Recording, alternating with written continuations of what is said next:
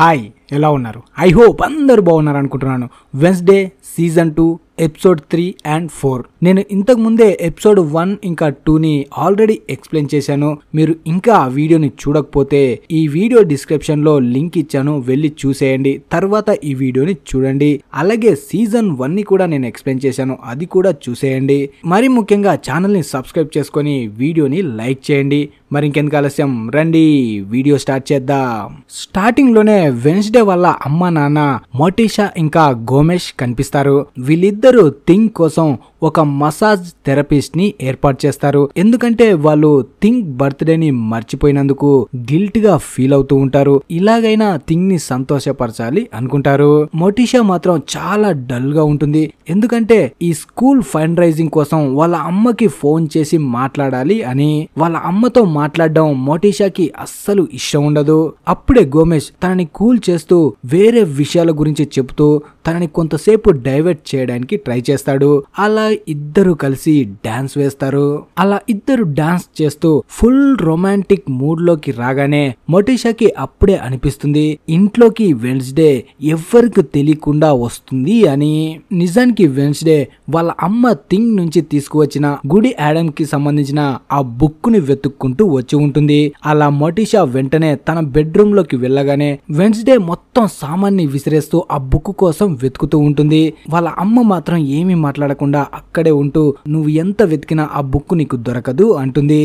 దానికి వెన్స్డే నాకు ఒక విజన్ వచ్చింది, ఆ విజన్ లో నా దోస్తు చనిపోయినట్టు కనిపించింది, నాకు ఆ బుక్ ని ఇస్తే ఆ బుక్ సహాయంతో తనకు ఏం జరిగింది, ఎవరు అలా చేస్తున్నారో మొత్తం కనిపెడతాను అంటుంది. కానీ వాళ్ళ అమ్మ మాత్రం తన మాటల్ని అస్సలు పట్టించుకోదు. నీ విజన్స్ ఎప్పుడు కరెక్ట్ గా ఉండవు, నువ్వు ఊహించుకుంటున్నావు అంటుంది. నిజానికి మోటిషాకి ఉన్న భయం ఏంటంటే తన చేతికి ఆ బుక్ వస్తే తను కూడా తన సిస్టర్ ఆఫియలా అయిపోతుంది అనుకుంటుంది.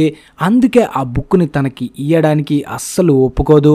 తర్వాత వెన్స్డే ఒక నిర్ణయం తీసుకుంటుంది. ఆ గుడి యాడమ్ కి సంబంధించిన బుక్ లేకపోయినా సరే తను ఈ కేస్ ని సాల్వ్ చేయాలి అని. అక్కడే రూమ్ లో ఈనెడ్ మాత్రం తన బట్టలు మొత్తం తీస్తూ తన అవుట్ ఫిట్స్ గురించి కొంచెం కంగారు పడుతూ ఉంటుంది. ఎందుకంటే వాళ్ళు ట్రిప్ కు వెళ్ళబోతున్నారు, దానికి సంబంధించిన అన్నిటినీ తను గ్యాదర్ చేసుకుంటూ ఉంటుంది.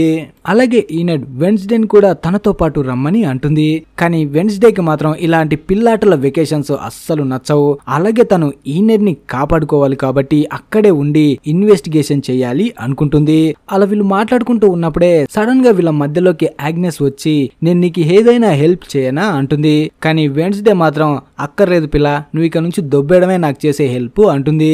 తర్వాత ఇక్కడ ఆ జోంబీ మ్యాన్ కనిపిస్తాడు. వాడు తప్పించుకొని పారిపోయి మళ్ళీ తిరిగి పక్స్లే దగ్గరికి వస్తాడు. పక్స్లే తనని చూసి చాలా హ్యాపీగా ఫీల్ అవుతాడు. ఇక్కడ పక్స్లేకి తెలియంది ఏంటంటే ఆ జోంబీ గాడికి మనుషుల బ్రెయిన్ తినడం అంటే చాలా ఇష్టం. అది అర్థం చేసుకోలేక పక్స్లే మాత్రం తనకి శాండ్విచ్లు పెడుతూ ఉంటాడు.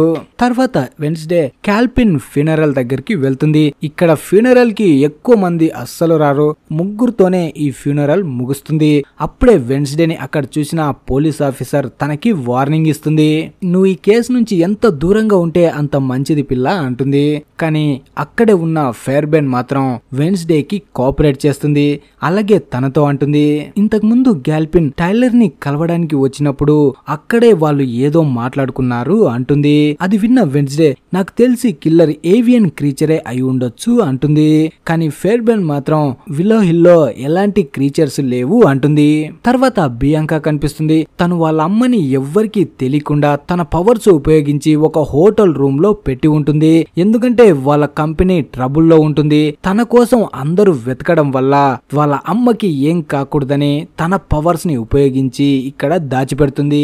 తర్వాత వెన్స్డే ఆగ్నెస్ హెల్ప్ తీసుకొని క్యాల్పిన్ కి సంబంధించిన ఫోన్ ని అన్లాక్ చేస్తుంది. ఆ ఫోన్ లో ఫస్ట్ చనిపోయిన బ్రాడ్బెరీ అనేవాడి వాయిస్ మెయిల్ ని వింటుంది. అలాగే ఆగ్నెస్ క్యాల్పిన్ ఇంట్లో నుంచి కొన్ని వస్తువుల్ని తీసుకువచ్చి ఉంటుంది. ఆ వాయిస్ మెయిల్ అక్కడ ఉన్న వస్తువుల ద్వారా బుల్ పెన్ కి సంబంధించిన ఒక క్లూ దొరుకుతుంది. ఈ బుల్ పెన్ ఎక్కడ ఉందంటే వీళ్ళు క్యాంపింగ్ చేయడానికి వెళ్లే ప్లేస్ కి కొంత దూరంలోనే ఉంటుంది. దాంతో వెన్స్డే ఒక నిర్ణయం తీసుకుంటుంది. తను కూడా స్కూల్ వాళ్ళతో కలిసి క్యాంపింగ్ కి వెళ్తే అక్కడ నుంచి తన పనిని మొదలు పెట్టొచ్చు అని. అలా వెన్స్డే కూడా క్యాంపింగ్ కి వస్తుందని తెలిసి ఈనెడ్ చాలా హ్యాపీగా ఫీల్ అవుతుంది. కానీ తన ఆనందం ఎక్కువసేపు ఉండదు. అక్కడే ఆగ్నెస్ కూడా ఉండడం వల్ల ఆగ్నెస్ చూసి తనకి చాలా కోపం వస్తుంది. అలాగే ఏజాక్స్ కూడా ఈనెడ్ దగ్గరకు వచ్చి జరిగిన విషయాలన్నీ మొత్తం క్లియర్ చేసుకోవడానికి ట్రై చేస్తాడు. కానీ పాప మాత్రం మనల్ని అస్సలు పట్టించుకోదు.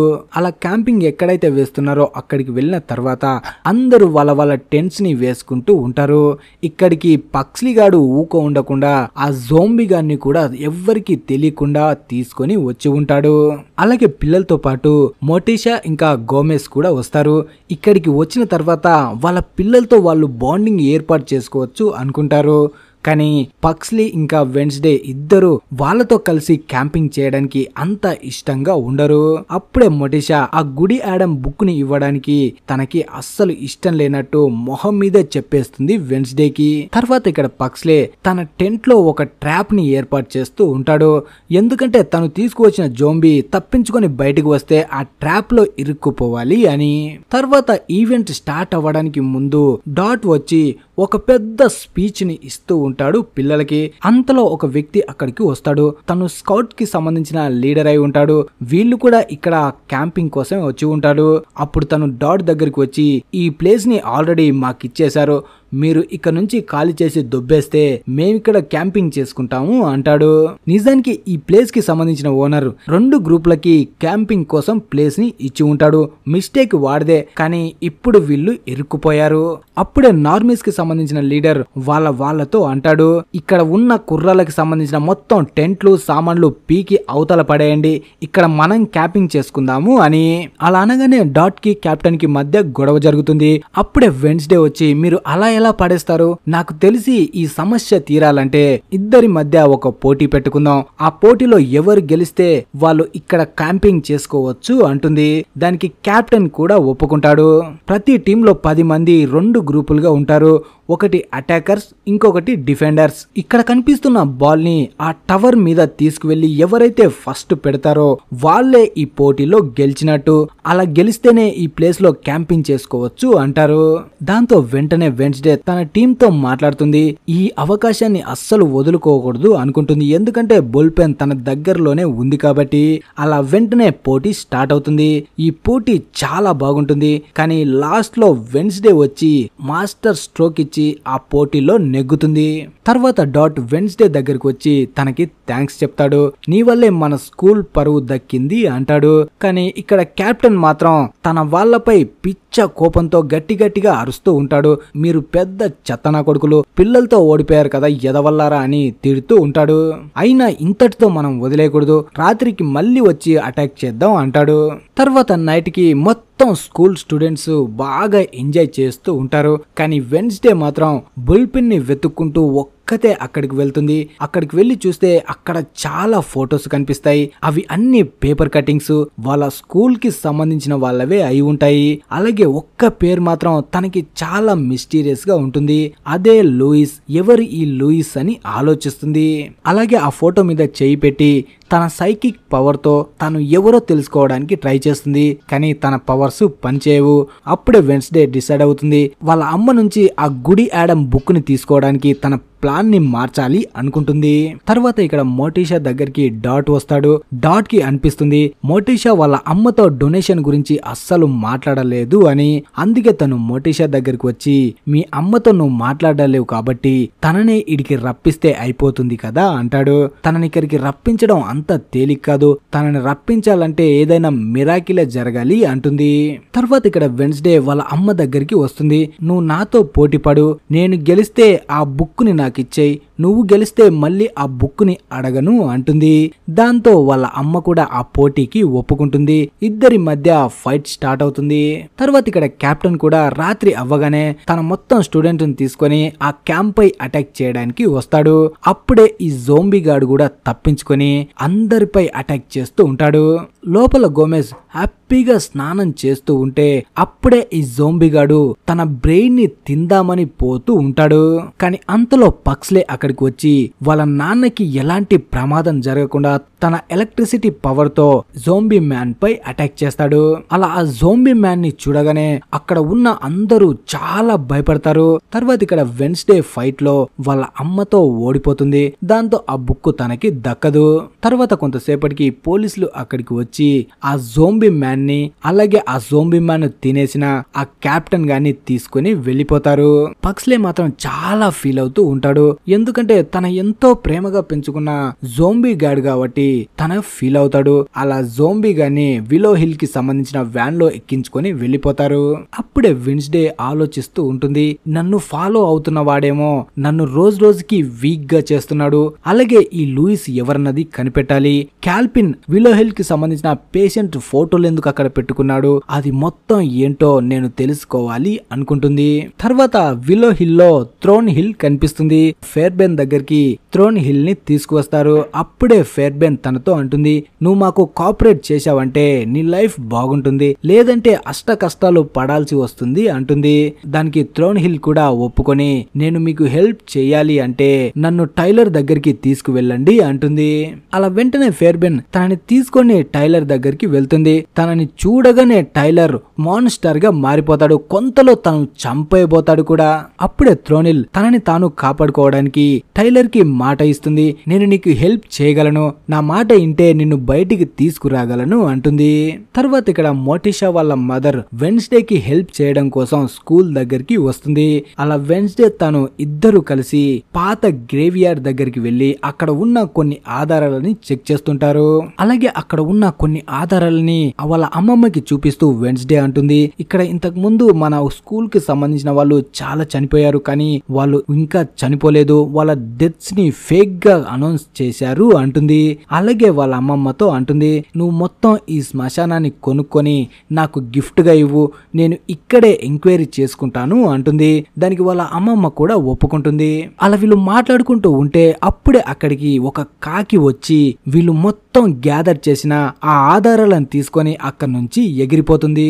వెంటనే వెన్స్డే దాన్ని ఫాలో చేస్తూ దూరంగా పరిగెడుతుంది, కానీ దాన్ని పట్టుకోలేకపోతుంది. తర్వాత ఇక్కడ రూమ్ లో ఈనెడ్ బ్రూనోతో కలిసి మెలేసి కలబడుతూ ఉంటే అప్పుడే అక్కడికి ఆగ్నెస్ వస్తుంది. నిజానికి ఆగ్నెస్ చాలా సేపటి నుంచి అక్కడే ఇన్విజిబుల్ లో ఉంటుంది. అంటే వీళ్ళు ఇంతకు ముందు చేసిన నాటకాలని చూసేసి ఉంటుంది. దాంతో ఈనెడ్ కి చాలా కోపం వస్తుంది, నన్ను ప్రశాంతంగా కూడా ఉండనివ్వవా అని. అప్పుడే వెన్స్డే అక్కడికి వస్తుంది. నిజానికి ఆగ్నెస్ వెన్స్డే కి ఈ కేసులో హెల్ప్ చేయడానికి ట్రై చేస్తూ ఉంటుంది. ఇప్పుడు తనకి టైం తక్కువగా ఉండడంతో వెన్స్డే నిర్ణయం తీసుకుంటుంది, ఎలాగైనా ఫాస్ట్ గా ఈ కేసుని సాల్వ్ చేయాలి అని. అందుకే వాళ్ళ అంకుల్ ఫాస్టర్ ని పిలుస్తుంది. అలాగే తనతో అంటుంది, నువ్వు వెంటనే విలో హిల్ కి వెళ్ళి అక్కడ ఉన్న ఆధారాలని కొన్ని సేకరించు, అప్పుడే మనకి అక్కడ ఏం జరుగుతుందో నిజం తెలుస్తుంది అంటుంది.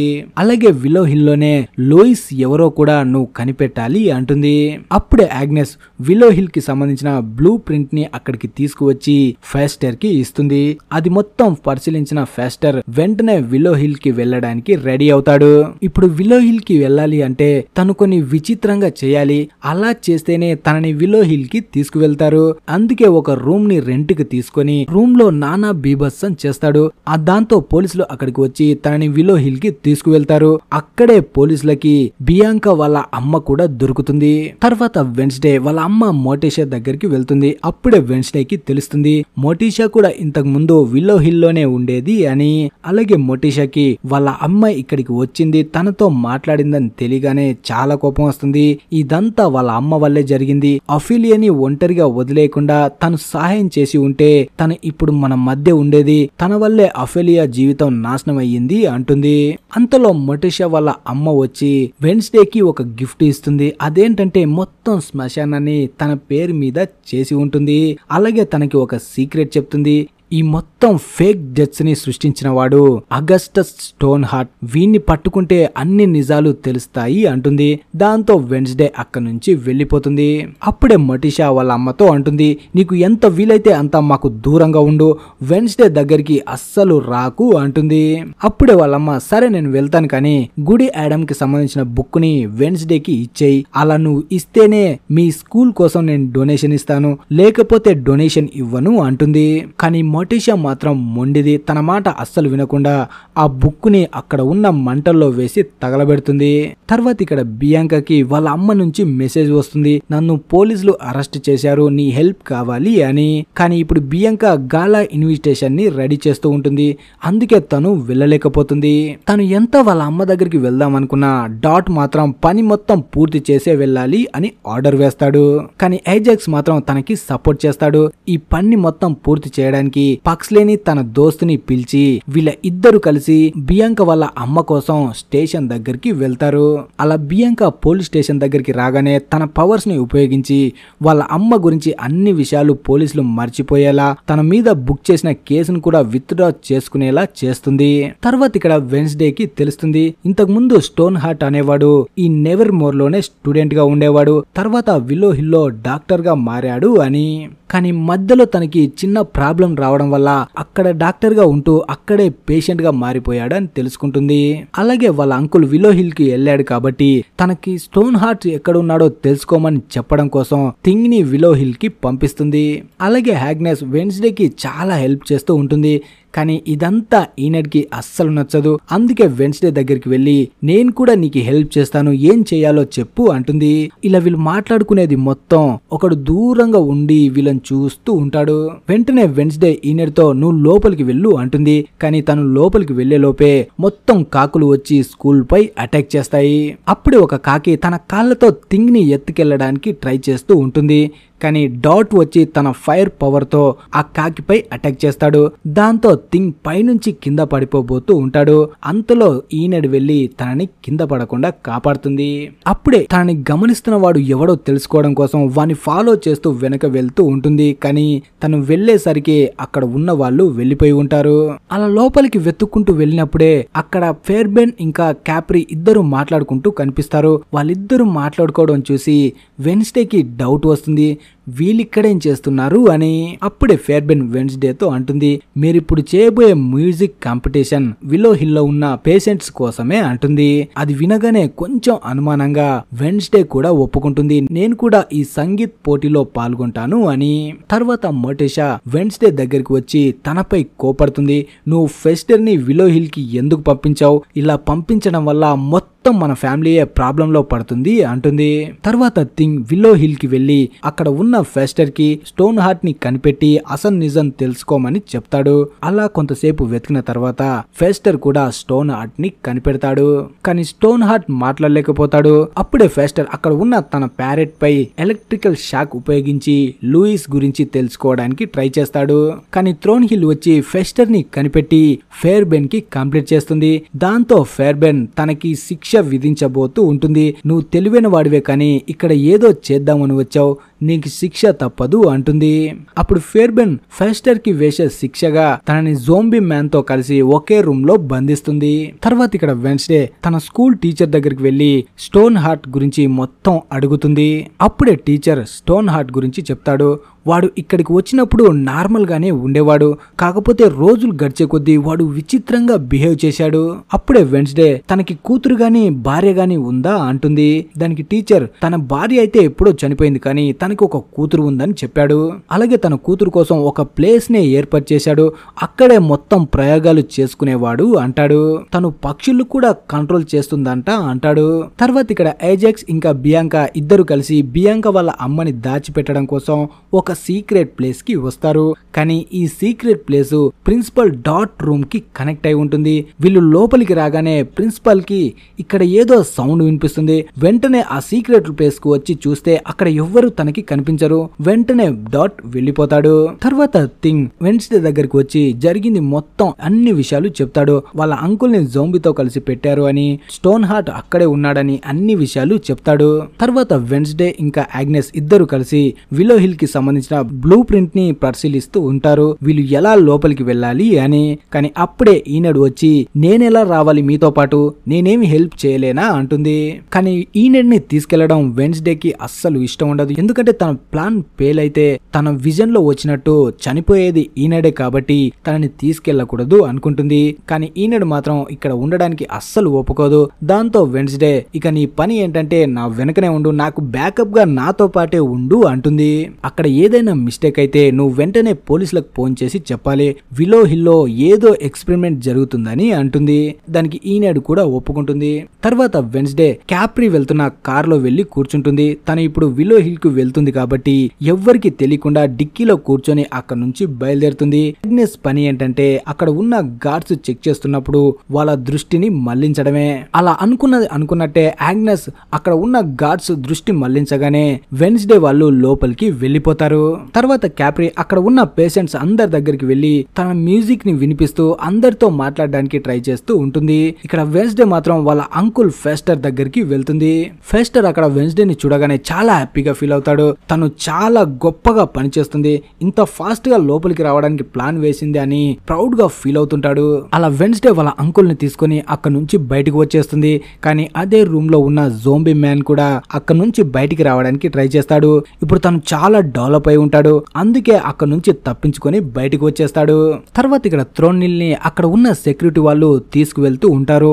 అలా తీసుకువెళ్తున్నప్పుడే అక్కడ ఉన్న సెక్యూరిటీ వాళ్ళపై ఆ జోంబీ మ్యాన్ వచ్చి అటాక్ చేయగానే థ్రోనిల్ అక్కడ నుంచి తప్పించుకొని పారిపోతుంది. అలాగే మొత్తం విలో హిల్ లో ఉన్న అందరికి తెలుస్తుంది ఆ జోంబీ గాడు బయటికి తప్పించుకున్నాడు, వాడి చేతికి దొరికితే అందరూ సచ్చినట్టే అని. అప్పుడే ఫెయిర్బెన్ అక్కడ ఉన్న అందరికి చెప్తుంది ఆ జోంబీ ఈ ప్లేస్ నుంచి అస్సలు తప్పించుకోవద్దు అంటుంది. అలాగే స్టోన్ హార్ట్ ని అక్కడ నుంచి వేరే రూమ్ లోకి తీసుకువెళ్తుంది. తర్వాత ఇక్కడ వెన్స్డే ఇంకా ఫెస్టర్ ఇద్దరు ఒక రూమ్ దగ్గరికి వెళ్లి ఆ రూమ్ ని ఓపెన్ చేయడానికి ట్రై చేస్తుంటాడు. ఈ రూమ్ లోకి వెళ్తేనే లూయిస్ గురించి వీళ్ళకి తెలుస్తుంది. ఈ రూమ్ కి సంబంధించిన కోడ్ ని ఫెస్టర్ కి ఆల్రెడీ స్టోన్ హార్ట్ కి సంబంధించిన చిలక చెప్పి ఉంటుంది. అందుకే రూమ్ ని ఓపెన్ చేసుకుని ఇద్దరు లోపలికి వెళ్ళగానే లోపల ఒక ఫజిల్ కనిపిస్తుంది. దాన్ని సాల్వ్ చేయగానే ఒక సీక్రెట్ డోర్ ఓపెన్ అవుతుంది. అలా లోపలికి వెళ్ళగానే పెద్ద పెద్ద అక్షరాలతో కొన్ని పేర్లు రాసి ఉంటాయి. నిజానికి లూయిస్ అనేది వ్యక్తి పేరు కాదు, వాళ్ళు చేస్తున్న రీసెర్చ్ పేరై ఉంటుంది.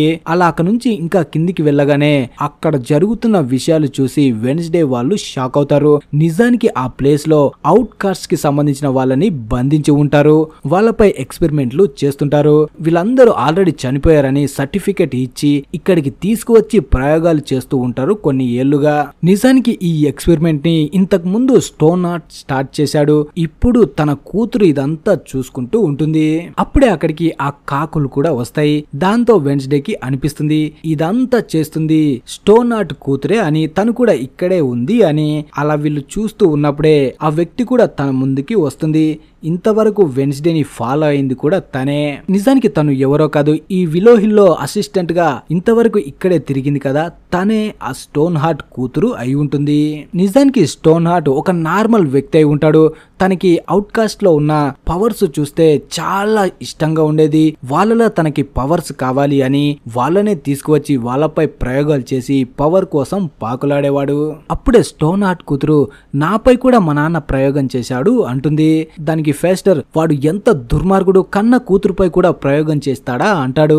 కానీ స్టోన్ హార్ట్ కూతురు మాత్రం మా నాన్న చేసిన తప్పేం లేదు, తన వల్ల నాకు చాలా పవర్స్ వచ్చాయి అంటుంది. అంటే తనకి కాకుల్ని కంట్రోల్ చేసే పవర్ వచ్చి ఉంటుంది. కానీ వాళ్ళు ఏం చేసినా బతుకున్న వాళ్ళని చనిపోయారని చెప్పి వాళ్ళపై ప్రయోగం చేయడం చాలా తప్పు కాబట్టి తన ఎలక్ట్రిసిటీ పవర్ వాడి ఫెస్టర్ అక్కడ పెద్దగా బ్లాస్ట్ చేస్తాడు. దాంతో విలో హిల్ మొత్తంలో పవర్ పోయి వాళ్ళు బంధించి ఉన్న మొత్తం అవుట్ కాస్ట్ కి సంబంధించిన వాళ్ళు బయటకు వచ్చి స్టోన్ హార్ట్ కూతురుపై అటాక్ చేయడానికి వెళ్తారు. అలా అందరూ బయటకు వస్తారు. కానీ ఒక్క లేడీ మాత్రం భయంతో లోపలే ఉండిపోతుంది. అప్పుడే వెన్స్డే లోపలికి వెళ్లి తనకి ధైర్యం చెప్పి బయటికి తీసుకువస్తుంది.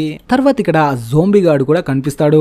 వాడు దొరికిన వాడిని దొరికినట్టు చంపుతూ స్ట్రాంగ్ గా మారుతూ ఉంటాడు. అలాగే ఇక్కడ థ్రోనిల్ ఇదే అవకాశంగా అనుకొని అక్కడ నుంచి పారిపోయి టైలర్ దగ్గరకు వచ్చి తనని బందీ నుంచి విడిపిస్తుంది. అలా విడిపించగానే టైలర్ మాన్స్టర్ మాన్స్టర్ గా మారతాడు. అప్పుడే థ్రోనిల్ ని చంపడానికి వెళ్తే తను టైలర్ తో రిక్వెస్ట్ చేస్తుంది, నేను మీ అమ్మని రా, నిన్ను కాపాడడానికి వచ్చాను, నేనేం తప్పు చేయలేదు అంటుంది. కానీ టైలర్ కి బాగా తెలుసు తన వల్లే తన జీవితం మొత్తం నాశనం అయింది కాబట్టి తనకు ఒక అవకాశం ఇస్తాడు. నువ్వు పారిపో, నేను పట్టుకోకపోతే నిన్ను వదిలేస్తాను, దొరికితే చంపేస్తాను అంటాడు. దాంతో థ్రోనిల్ అక్కడి నుంచి పారిపోతూ ఉంటుంది. కానీ మాన్స్టర్ గా మారిన టైలర్ అక్కడి నుంచి పరిగెట్టుకుంటూ తన దగ్గరకు వచ్చి తనని దారుణంగా చంపేస్తాడు. తర్వాత ఇక్కడ ఫెర్బెన్ స్టోన్వుడ్ ని తీసుకొని ఒక రూమ్ లోకి వస్తుంది. కానీ అక్కడికి కూడా ఆ జోంబీగాడు వచ్చి ఇద్దరిని చంపి తినేస్తాడు.